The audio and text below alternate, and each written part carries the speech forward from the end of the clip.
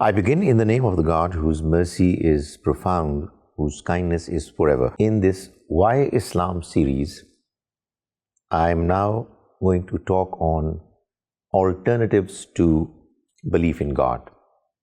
After having mentioned positively the arguments that confirm that God exists, according to what the Quran has said, and also after having presented an outline of how we can establish a relationship with God, now I move towards this question as to what are the alternatives to belief in God. As I mentioned earlier, the world that we are living in is throwing at us certain questions that are not just intellectual questions, they are very much a part of our existence, our day-to-day life.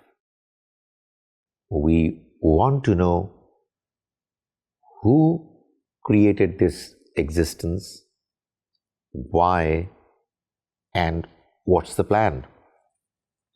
Now, obviously, as far as the plan is concerned, the grand scheme is concerned, that's something that we will talk about in more detail later. But just pausing for a while would be useful to ask this question: what exactly are the alternatives? I mean, if not God, then what else? Alternatives to belief in God are only two. Alternatives to belief in one God.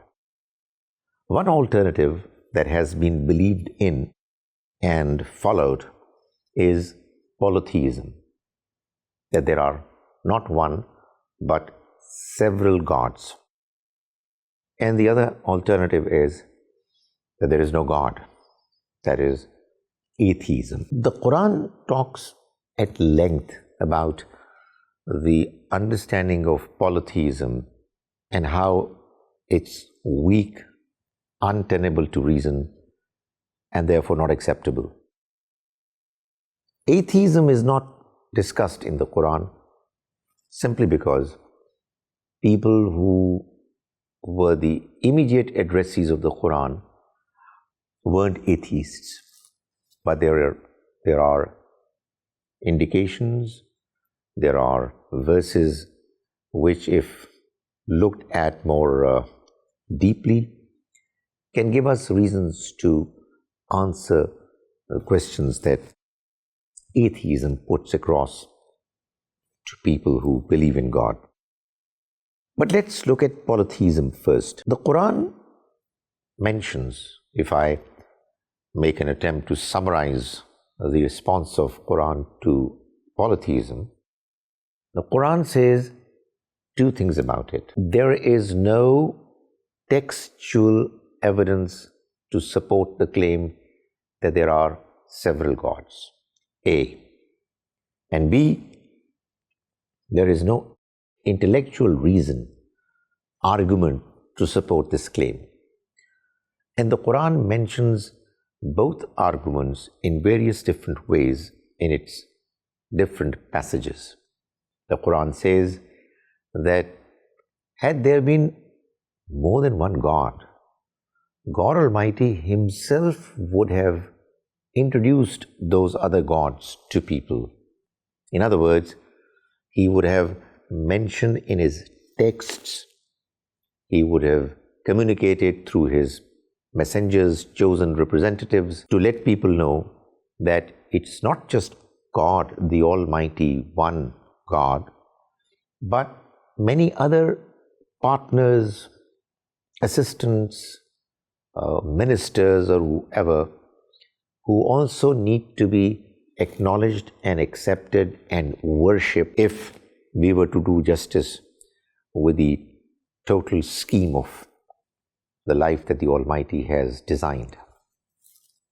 But it's not just that there is no mention in the Quran, there is a God other than the God, Allah the Almighty, no other text that claims to be from God for good reasons presents any mention of the fact that God, the Creator, has actually decided to have several gods alongside Him. When it comes to the question of intellectual reasoning, the Quran says that the world that we humans are living in, if we look at it with an open mind objectively, it is functioning on the basis of one law, one policy, one strategy.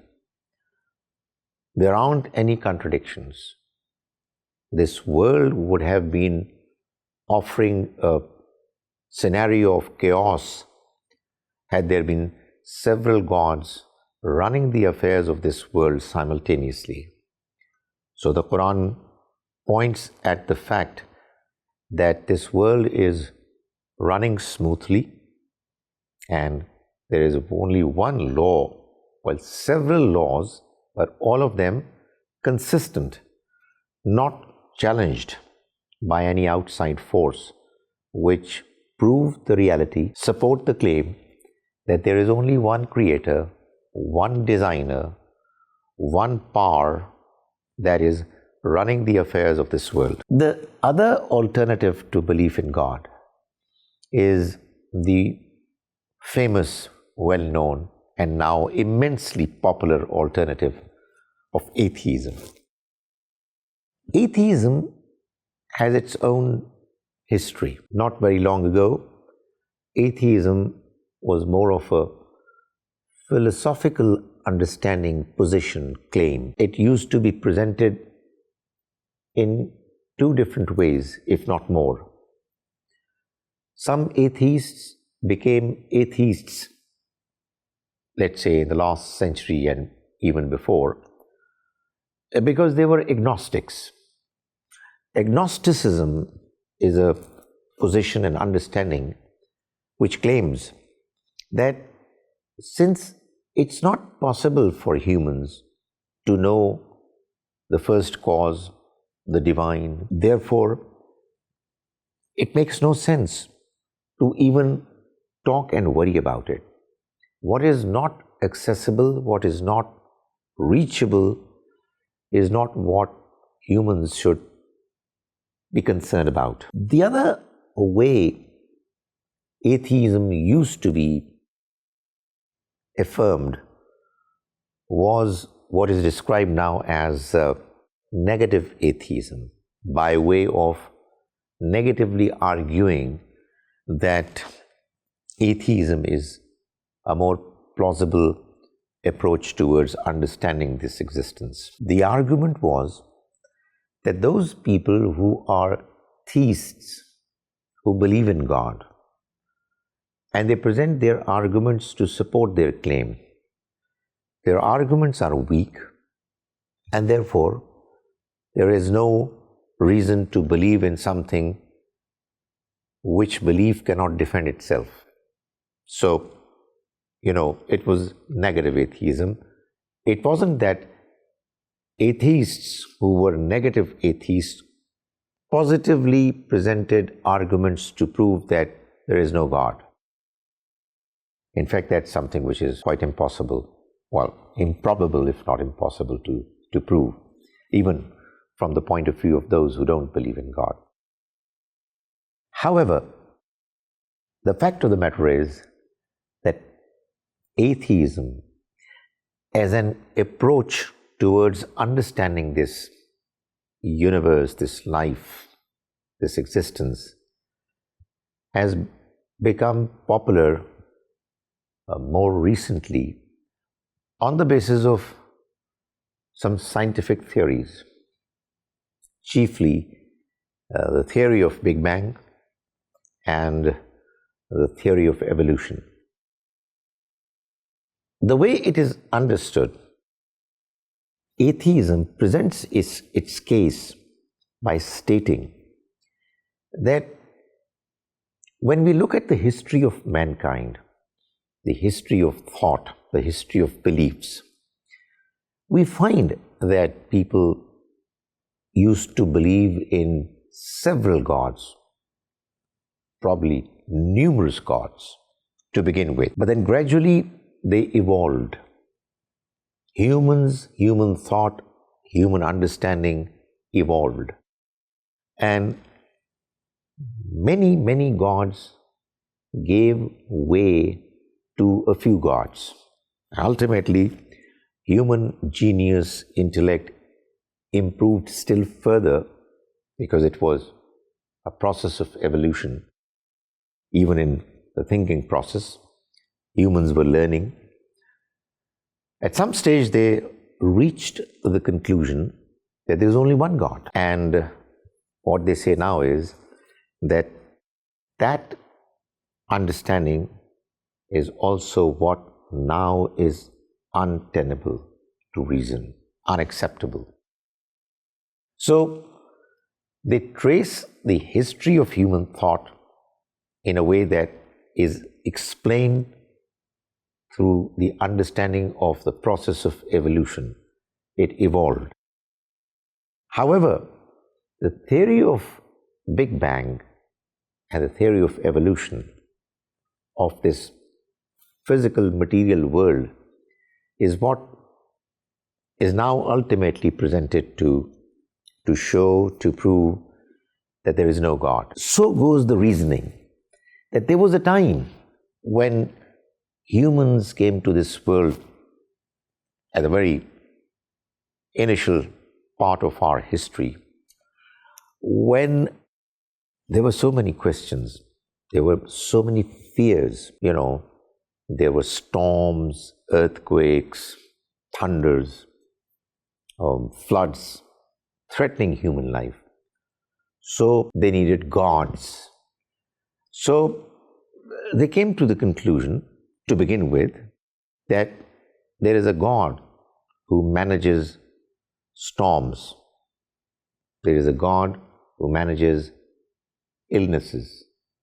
There is a God who is taking care of our business, kids who are born, etc. So, as many problems humans were facing, there were gods created to tackle them, to solve them. Then humans got a little more mature and reduced the number and started imagining that the God or gods that they have created in their mind can handle more situations.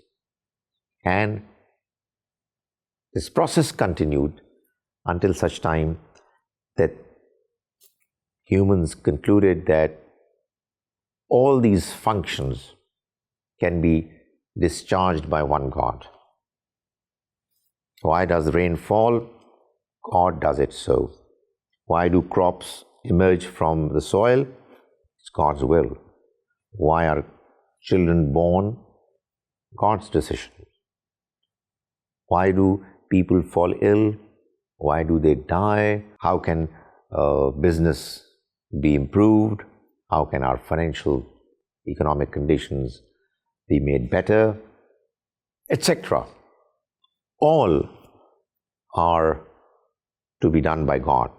He does it.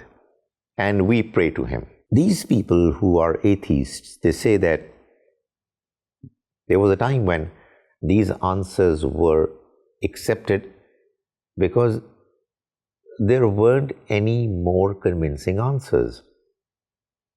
Now, as a consequence of scientific progress, we know why rain falls. We know why earthquakes take place. We know why people fall ill. We know how to cure them. We know how to do business, how to improve it. We know why it goes wrong, etc. So, we've got the answers to all these questions, and therefore, we don't need God. They also say that one fundamental question that probably was the reason why God, the concept of God was necessitated was, how has all this existence come about, and how are different happenings in this world taking place. Because there was no explanation. The explanation of God and Him doing all these things was the only answer that was available. But now we know that this existence started with a Big Bang. There was nothing before the Big Bang.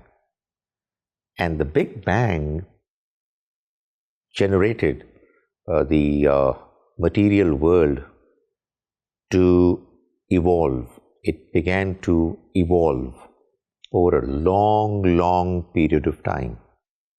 After having gone through this long duration of evolution, we have now reached this phase of life in general and human life in particular, wherein we can live properly, we can solve our problems, we know how things are happening, and it really was a long journey. So we can now explain how it all came about. And therefore, we don't need to carry the baggage of religion and of God. You might ask, what is wrong with this explanation? Why are you not convinced? Why do you not take it seriously? The answer to this question is that the theory of evolution and the Big Bang theory are not answering the question, which is what leads us to believe in God. The Big Bang theory and the theory of evolution are both answering the question how. How did it all come about? And the other scientific explanations of the nature, the phenomena of nature, they are all answering the questions how. How does rain fall? How does a child go through the process of different stages, phases of birth? How do crops emerge, etc.? They're not even touching upon the question who.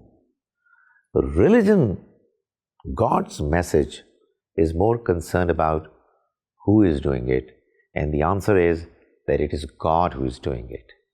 So even if we accept the Big Bang theory and the theory of evolution, it doesn't do anything to the concept of God. It doesn't cause any harm, any damage to that understanding, because these theories are only explaining how this world came about. But the more important question is, who did it? Why is it more important? Well, for one reason, because it's not possible that something happened in a certain way, but nobody did it. Secondly, and probably more importantly, we need to know the answer to the question who, because the one who did it is the one I am indebted to. This beautiful, wonderful life, despite its difficulties, is a brilliant gift. I have a nature, all humans have a nature, which inclines me, inclines all of us to be grateful and thankful to the one who has been kind to us. And we all would like to thank the one who created us. And for that purpose, we understand God, we try to acknowledge Him and have a relationship with Him, as I discussed in the earlier presentation.